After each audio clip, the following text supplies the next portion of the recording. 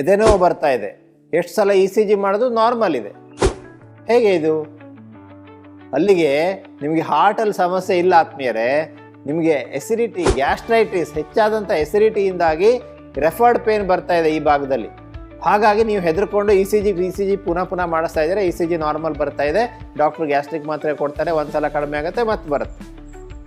ಈ ಎಸಿಡಿಟಿಗೆ, ಹೆಚ್ಚಾದಂಥ ಎಸಿಡಿಟಿಗೆ ಅಥವಾ ಕಡಿಮೆ ಆದಂಥ ಹೈಪೋ ಎಸಿಡಿಟಿಗೆ ಮುಖ್ಯವಾದ ಕಾರಣ ಎಚ್ ಪೈಲೋರಿ ಅನ್ನುವಂತಹ ಕೆಟ್ಟ ಬ್ಯಾಕ್ಟೀರಿಯಾ.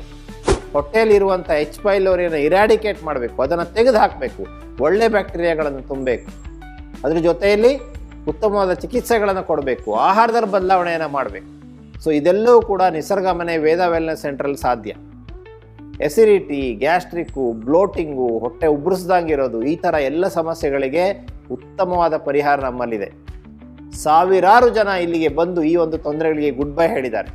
ಇನ್ಯಾಕೆ ತಡ? ನೀವು ಕೂಡ ಪ್ರಯತ್ನ ಮಾಡಿ. ಖಂಡಿತವಾಗಿ ಈ ರೀತಿ ಕಷ್ಟಕರವಾದಂಥ ಈ ಒಂದು ಹೊಟ್ಟೆಯ ಸಮಸ್ಯೆಗಳಿಗೆ, ಎಸಿಡಿಟಿ ಸಮಸ್ಯೆಗೆ, ಹೊಟ್ಟೆ ಉಬ್ಬರಕ್ಕೆ ಅತ್ಯಂತ ಉತ್ತಮವಾದಂಥ ಬೆಸ್ಟ್ ರಿಸಲ್ಟ್ಸನ್ನು ನಾವು ಕೊಡಲಿಕ್ಕೆ ರೆಡಿಯಾಗಿದ್ದೇವೆ. ವೈಜ್ಞಾನಿಕವಾದಂತಹ ವಿವರಣೆಯೊಂದಿಗೆ, ವೈಜ್ಞಾನಿಕವಾದಂಥ ಚಿಕಿತ್ಸೆಯೊಂದಿಗೆ ಉತ್ತಮವಾದ ಫಲಿತಾಂಶ ನೀಡಲಿಕ್ಕೆ ನಾವು ಸಿದ್ಧರಾಗಿದ್ದೇವೆ. ನಿಸರ್ಗ ಮನೆ ವೇದ ವೆಲ್ನೆಸ್ ಸೆಂಟರ್, ಶಿರಸಿ.